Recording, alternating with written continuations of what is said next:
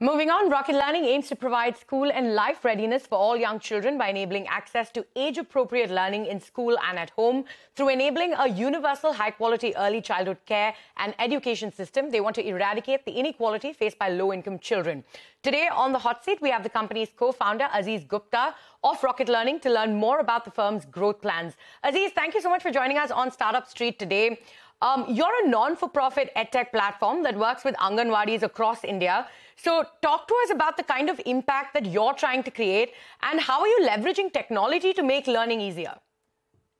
Thank you for having me. Our vision is no more or no less than ensuring that every child in India, every low-income child, irrespective of background, is able to achieve a high-quality preschool and early primary education.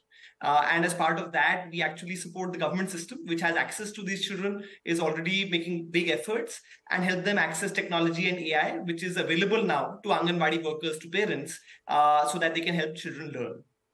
Right, absolutely. You have about 800,000 digital classrooms in about 8 states. So how are you creating awareness within lower income households to empower them to join schools? Because AI and all of these tools are quite new. So how are you explaining to them or creating awareness around this? And what, according to you, are the biggest challenges you're facing? And if you could also tell us, using these methods, are you seeing more kids enroll? What's the traction been like? Yeah. Parents care about the children's education. That has, India has achieved that over the last several years. But up till now, there was no strong way of schools or public school systems to reach these parents.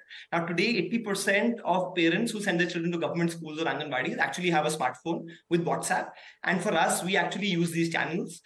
We work with Anganwadi workers to send simple content to these parents at home.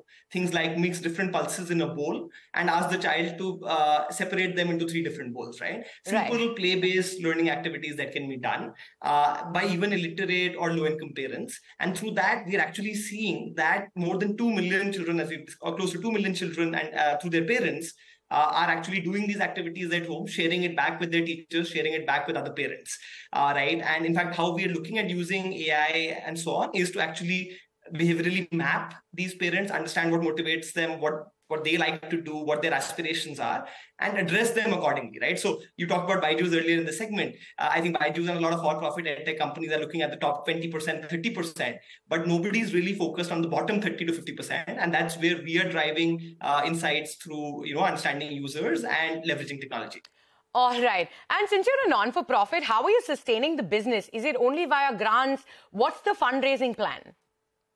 Yeah. So venture philanthropy is an interesting thing that viewers might like to understand. So venture capital funds startups for profit, but venture philanthropy supports not-for-profit social enterprises which are looking to scale up. We're like a for-profit startup in every way. We innovate, we work at fast scale, except that we don't generate returns to shareholders. We generate a social return on investment. And so our investors are of that category. For example, ACT Grants is a consortium of venture capitalists and founders who want to fund social good. Similarly, Central Square Foundation or corporates like Amazon and the like, Amazon, Google and the like, actually also fund our work, right? So these are organizations that want to support startups working on impact and not generating profits, but generating social returns.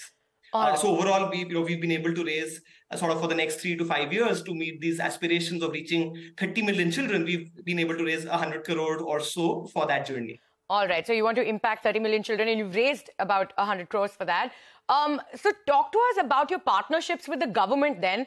How are you, apart from also helping the students, how are you skilling teachers in rural India across various Anganwadis?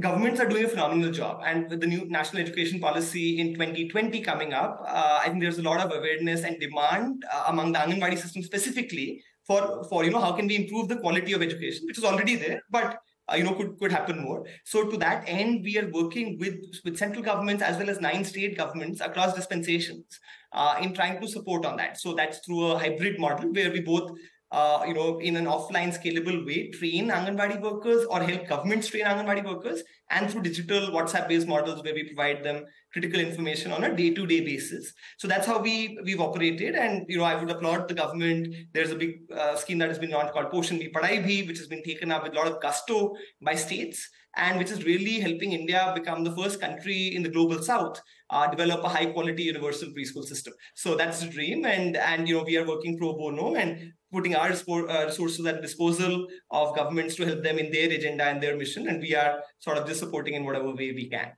All right, that's amazing. All right, Aziz, thank you so much for joining us on the show. We're completely out of time, and we wish you all the best in hitting that to impact 30 million children across the next 4 to 5 years. Thank you so much, and thanks for giving a platform to a different kind of startup. Thank you. Absolutely.